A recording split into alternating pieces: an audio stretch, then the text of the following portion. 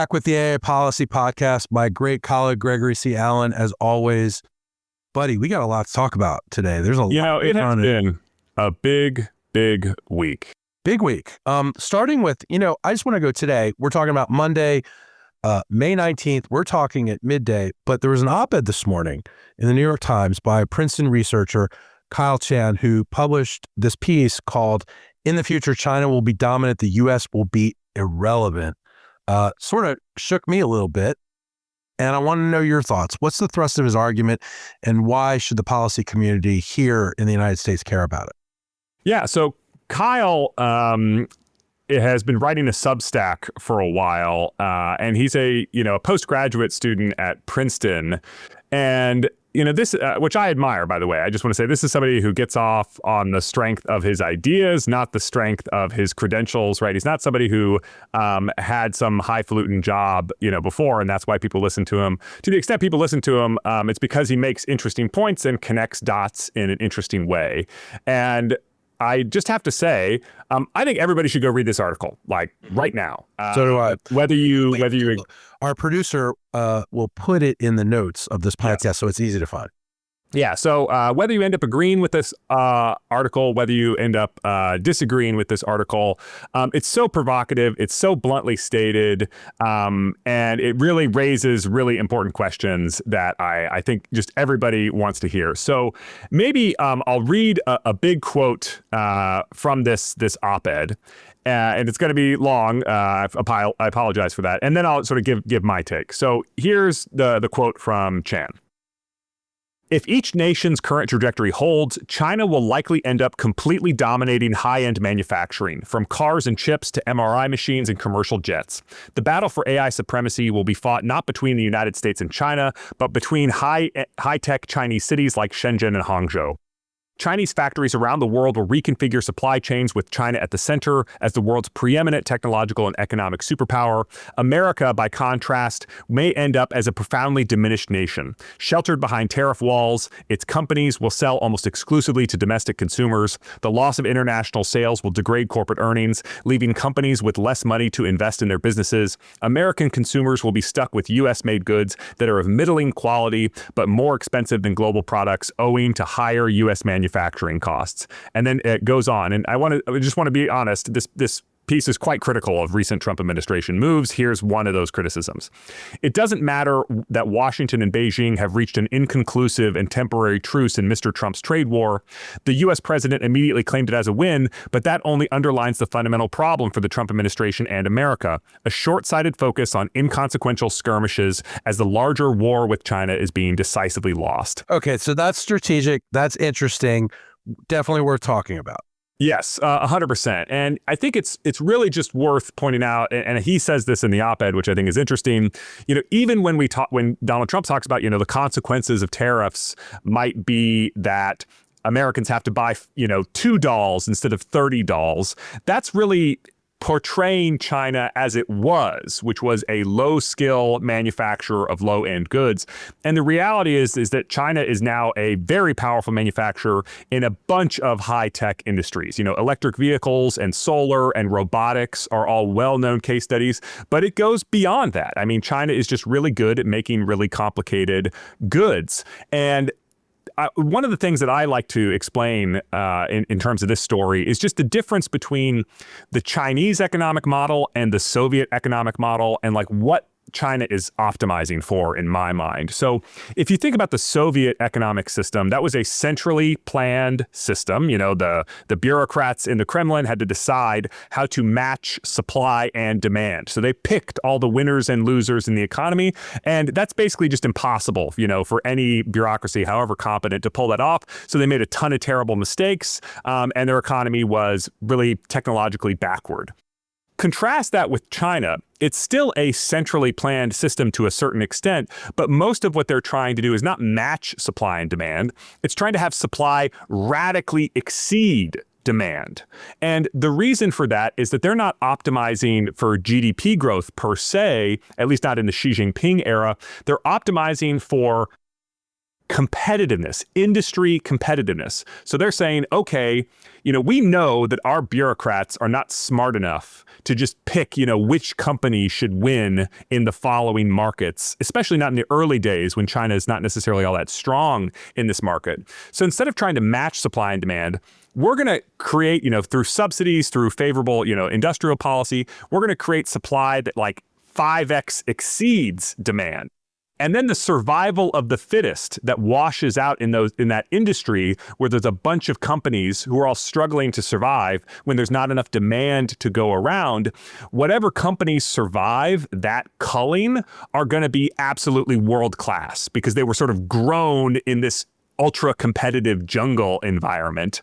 And what they've done in electric cars, in solar panels, in so many other industries is use overcapacity to get around the problem of the government having to pick winners and losers, right? It's still the market that's picking winners and losers at the end of the day, but China is essentially guaranteeing that Chinese firms will be the ultra competitive winners at the end of the day. So rather than picking companies, they're picking industries. And the thing is, while it has a ton of costs for Chinese consumers, while it has a ton of costs for Chinese citizens, it still is fundamentally effective at creating these ultra-competitive companies, like Huawei, like others, who can then be national champions after they've established this incredibly competitive corporate culture and this world-leading technology. All right, Greg. So, to what extent do you agree with Kyle Chan's conclusions about the future of U.S. and China's AI competition? I mean, we generally think the opposite, and you and I have talked about this on the podcast, that, they are good at making a lot of things, but they're not good at innovating at least as good as we are. You've just not. I think they are. I mean, at this stage, I think they are. Yeah. What I agree with and what I have said is what Chan concludes with, right? He concludes with this line: whether this century will be Chinese or American is up to us, but the time to change course is quickly running out. But that final line almost like doesn't seem supported by the rest of his argument. The rest of his argument seems to say that basically China's going to win and we're doomed. Right. And I would say, doesn't offer a lot of solutions either, does it? Right. Which you only get the space you get in the Times op-ed. But I think it is not settled that the United States wins, and it is not settled that the United States loses. We could totally blow this, is what I would say. And that's why I appreciated this op-ed as a wake-up call, basically saying, if you think that this resembles the rosy memory of the Cold War, which is we had a good system, they had a bad system, all we had to do was wait for their system to collapse under its own failures, that is just not the situation we face here, right? And I actually would argue it was not the situation we faced in the Cold War either. I think there's plenty of ways that we could have either nuked each other or lost the Cold War if we hadn't, done certain things right. But the situation facing the U.S. and China is definitely of that nature, right? Which is, if we play our cards wrong, we could totally lose. I mean, to put it in this is overly simplistic terms, but China has 4 times the population of the United States. The United States, roughly here, has 4 times the GDP per capita of China. So if they were to match us in GDP per capita, we should expect, their economy to be 4 times larger than that of the United States. And you kind of never learn about somebody's character, right, when they're in a position of, greatly reduced power. You kind of learn who they truly are when they're the top dog. And when the United States was the top dog, we let the rest of the world, get wealthy. We spent a ton of money trying to make the rest of the world healthy. I would say all in all, we were a pretty nice hegemon. I would say just from the data points that we have in terms of how they treat their neighbors, like the Philippines, like others, I think China's likely to be a pretty rough hegemon for the world to have to deal with. And I think as much as people love to say that, the United States' advantage is in innovation, I would say that is not a birthright, right? That is a contest that you have to fight every single day. That is a position of leadership that you have to earn every single day. And I think the reason why I'm encouraging everybody to read this Chan piece is to just sort of wake up that this could be lost. This could go bad. Okay, so wake up. We got to get on it. Important op-ed. I'm glad we talked about it this morning. Again, it will be in the notes for this podcast. Sarah, our excellent producer, will make sure of it. Greg, I want to move on. On May 13th, this is first I want to ask you, What is the Bureau of Industry and Security? It is one of your favorite things. We've talked about it many times on this podcast, but this Bureau of Industry and Security on May 13th announced the use of Huawei Ascend chips anywhere, announced that the use of Huawei Ascend chips anywhere in the world is likely a violation of U.S. export controls. First, tell us, what is the BIS, Bureau of Industry and Security, and why did it come to this conclusion? Yeah, so BIS, just to refresh everybody's memory, this is the shop in the Department of Commerce that is responsible for licensing, administering those licenses, and enforcing U.S. dual-use export controls. So for everything related to AI chips, for everything related to stuff that's not just out-and-out weapons, the Department of Commerce, Bureau of Industry and Security, they're the folks who are in charge of this. And this move that they made to announce that the use of Huawei Ascend chips, and this is a quote, anywhere in the world is a violation of U.S. export controls, is a really interesting move. Now, on the one hand, let's just talk about like the legal grounds for this. What they're saying is that because those Huawei Ascend chips were manufactured using U.S. semiconductor manufacturing equipment, then they are subject to, the foreign direct product rule and the other mechanisms whereby goods can have export controls applied on an extraterritorial basis. So what they're saying is, hey, you're making these chips in China. We admit that, but you're making them in China with U.S. equipment, and that means that our export controls governing the use of that equipment apply, and that means that you cannot be a customer for the purchase of these illicitly made chips. This is very, very similar to the legal justification that was used to say that Huawei in 2020 cannot buy American chips when they're made at Taiwanese semiconductor manufacturing facilities, because we say, hey, just because they're made in Taiwan does not mean that they're not subject to U.S. export control law, because when Taiwan makes those chips, they're using U.S. machines. So what America here is saying is that, hey, companies in the Middle East, hey, companies in Africa, hey, companies in, even China. If you were thinking about buying a lot of these Huawei Ascend chips, you need to understand that the force of U.S. law, which could be financial sanctions, could be export controls, et cetera, we view ourselves as having the legal justification to pursue penalties for using those chips. So for folks like NVIDIA, who were saying, hey, we think Huawei is a significant competitive threat to us, and not only just in China, but potentially, in a lot of the global south, like Africa, for example. This is basically saying the force of the U.S. law is going to be used as a tool for preventing Huawei from getting that sort of global adoption. Greg, so what was Beijing's reaction to our measure? So unsurprisingly, they're opposed to this, just as they're opposed to almost all uses of U.S. export control law and U.S. sanctions law. Their language in terms of what the Chinese Ministry of Commerce noted was, relatively sedate, honestly, by Chinese standards. But they said, quote, the U.S. announcement is a typical non-market and unilateral bullying practice. The U.S. move is not conducive to the long-term, mutually beneficial and sustainable cooperation and development of companies on both sides. This measure fully exposes its unilateralist, protectionist nature. So they hate it. They want everybody to know they hate it. But they haven't said, specifically, because you're doing this, we're going to do Y. And I think that's kind of an interesting move. One thing I just want to point out here is that logic that was used to say that these Huawei Ascend chips are illegal, in principle, would also apply to Huawei's phone chips, right, that they're using for manufacturing their smartphones, but there's no sort of additional, guidance on how the United States is going to enforce this.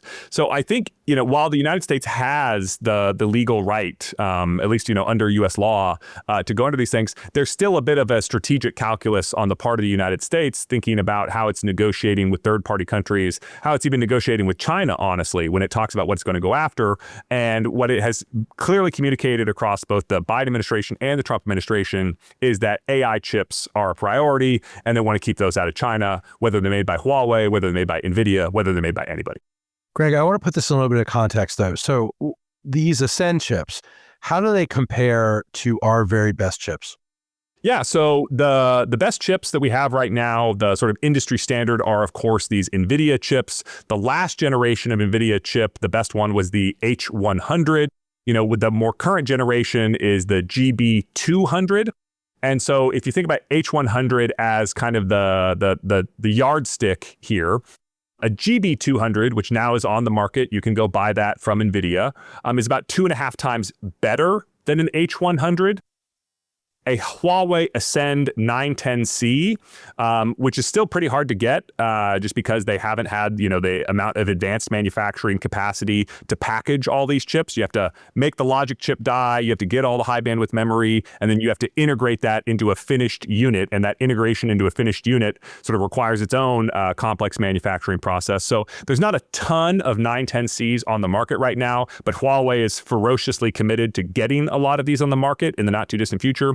And, according to Tom's Hardware, which has talked to folks who, are customers of Huawei, the Ascend 910C seemingly delivers about 60% of the competing NVIDIA H100's inference performance. So that means they're only 60% as good as the last generation of NVIDIA chips. And then ultimately, Huawei is going to try and come out with another product called the 920. I think they're still going to have manufacturing rate challenges with that chip as well. But the basic point here, I think, is that they're going to continue to try and make technological progress. They're still going to face challenges, mostly thrown up by these export controls. And this is an instance in which the United States is now trying to threaten the customers of Huawei, not just the suppliers of Huawei and Huawei itself. All right, There's Greg. So one other thing I think that's worth. yeah, no, I was going to say, okay. Yeah.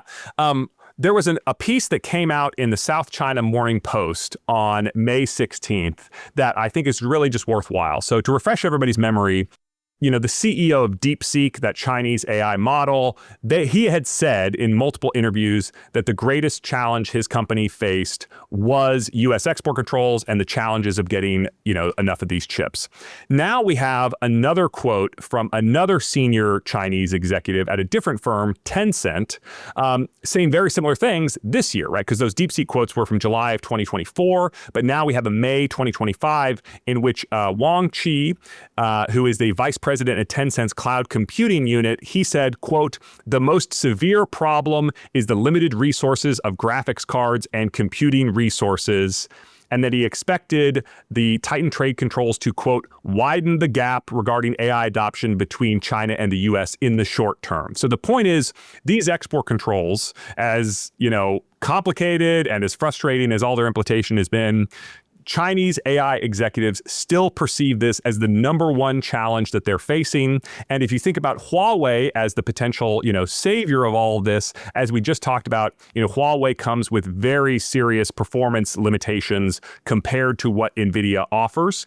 And DeepSeek, points out both, where that China can still continue to make progress, which is in training AI models that have almost as good performance, but where the real pain point comes out, and the Tencent executive talks about this, is on the inference side, which is using those models, right?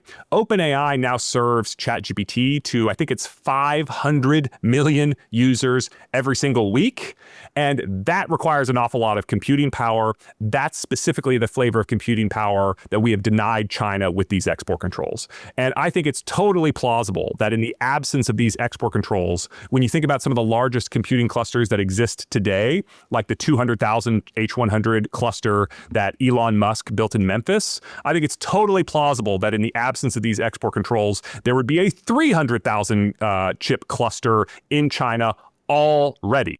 And that's kind of what these executives are getting at when they talk about all the pain and suffering they've endured as a result of these export controls for all of their failings.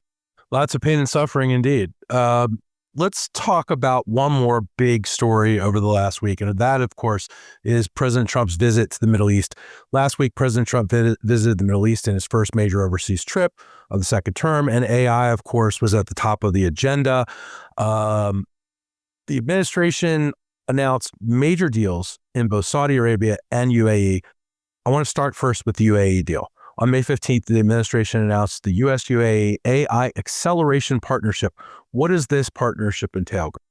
So according to a fact sheet that was published by the Department of Commerce on May 15th, one of the big things that's going to come out of this is a massive data center sort of campus that UAE companies are going to operate on, American companies are going to operate on, and it's going to be a 5 gigawatt center. So when we're talking gigawatts, right, You Lots of energy to run it. Yes. I mean, you can convert that into Hoover dams. I want to say that each Hoover dam is 1 gigawatt, if I'm not mistaken. So this is going to be a massive, massive amount of energy production. And all of that energy production is going to go into producing AI and cooling, AI, because it generates an awful lot of waste heat that you have to dump when you do all of this. In the middle of the desert. In the middle of the desert. And unfortunately, actually sometimes being in the desert can be helpful if it's super, super dry, but the UAE desert can be pretty humid too, sometimes. So it's a problems here to overcome. Yeah, I mean, it's going to be a challenge to cool all of this, but that is a challenge that can easily be overcome with money, because if you just throw enough energy at it, if you just throw enough money at it, it's all going to work. And I think what U.S. companies like about this deal, and a lot of U.S. companies were with Donald Trump on this trip. NVIDIA obviously loves it for the massive number of chips that they're going to sell to countries in the Middle East. But other companies, what they like is the lower construction cost of data centers. I mean, it can be, depending on the circumstances, anywhere between 10 and 50% cheaper to build this kind of stuff in the Middle East, just because it's so much easier to get permits, so much easier to construct new energy generation capacity.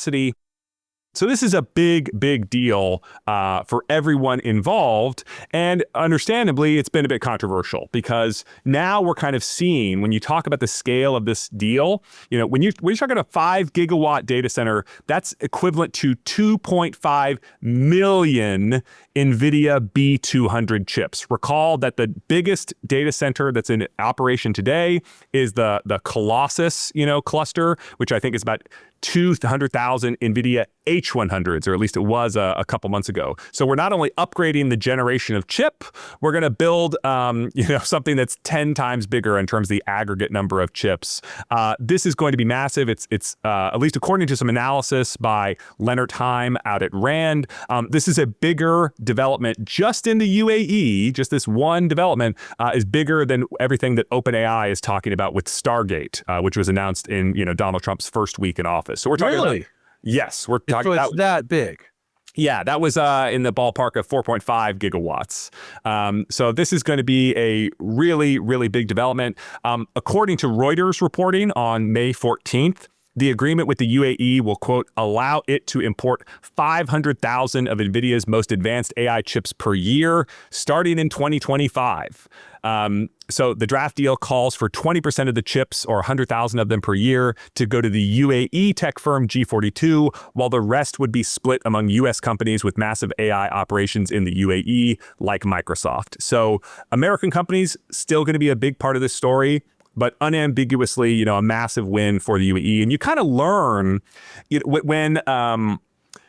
when the Biden administration was having negotiations with the UAE in all of this, one of the things that was not really out there in the open reporting was just what exactly is the UAE asking for, right? Like, how much would they actually be willing to build and buy under unrestricted circumstances?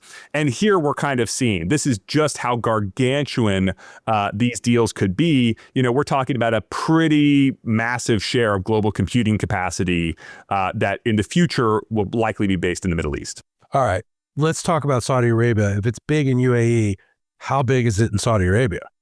Yeah, so the the Saudi thing does not include anything comparable, at least not in the public literature yet, in terms of like one campus with a massive, massive build, which doesn't mean that they might not announce that at some point in the future. I think the UAE was just further along in planning, these kinds of things. So what the Saudi deal talks about is, number one, they're committing to Data Vault, which is one of the Saudi Arabian companies that's a big part of the story, is theoretically going to invest $20 billion in AI data centers and energy infrastructure in the United States. And on the same on the same flip side, a bunch of Saudi companies like Humain, which is a subsidiary of Saudi Arabia's public investment fund, are going to be buying, at least at first, 18,000 Blackwell, NVIDIA chips, and they're going to be doing big things too. I mean, it's just tough to say all this. There's so many different parts of this deal. AMD is a part of this deal. Google is a part of this deal. A bunch of other companies are a part of this deal. and Amazon Web Services is part of this deal. So there's going to be a big AI zone in Saudi Arabia. It's going to involve billions of dollars of investment. There's at least, one discussion about 500 megawatts of computing capacity. I think that number is very, very likely to go up in the not too distant future. So as I said, right, this is a significant shift in the global balance of computing capability towards the Middle East. And it's because there's a lot of money on the table to do all of that. I mean, these are economies that are looking to diversify away from oil. They see AI as an incredibly attractive opportunity for that kind of diversification. And if you're Europe, you kind of got to just be looking at all of these deals with your jaw hanging off the floor, because where are you in this story, right? Is anybody talking about building this kind of infrastructure in Europe? No. Well, so, it reminds me of The Godfather. In the Middle East here, everybody wants to and is going to get to wet their beak. Europe, maybe not so much. Yeah, and what's interesting is, one of the biggest announcements from the French AI Action Summit not that long ago, back in, was it January or February? I forget. But one of the February 2025. Yes. One of the biggest announcements was Macron scored a deal with the UAE for them to invest in France. So the fact that, there's just so much money available to invest is something that, the United States and even European allies are just sort of thinking, how can we get a piece of this? And understandably, right, because the thing that was holding all of this up previously was national security concerns and whether or not we can have some confidence that the UAE, Saudi Arabia, other countries are actually going to be aligned with us at the end of the story versus aligned with China at the end of the story. That's kind of where the debate has been, is a national security concern. I think one other thing that just kind of has to be asked here, right? And if I was, a senator looking to have a hearing on this topic, I would basically be going to OpenAI and say, hey, you were saying you were going to invest, $500 billion in Stargate. That was based on an amount of compute that you wanted to build and an assumption of how much demand was going to be. Now that you know that the UAE is going to be coming online with all of this capacity, are you still going to do Stargate? What share of Stargate is going to be in the United States? How big is it going to be now? This gets to the risk that some, like Jimmy Goodrich, also at RAND, have raised, which is the idea of cannibalization, right? Which is how much of this investment that's going to happen in the UAE and Saudi Arabia, how much of that is in addition to investment that was going to happen in the United States, and how much of that is instead of investment that was going to happen in the United States? Greg, as always, great discussion. I know we're going to be continuing to talk about these issues, but I look forward to this every other week. Really appreciate your time. Hey, thanks, Andrew. Always good to talk to you. Thanks for listening to this week's episode of the AI Policy Podcast. If you like what you heard, there's an easy way for you to help us. Please give us a 5-star review on your favorite podcast platform and subscribe. And tell your friends. It really helps spread the word. This podcast was produced by Sarah Baker, Isaac Goldston, and Sadie McCullough. See you next time.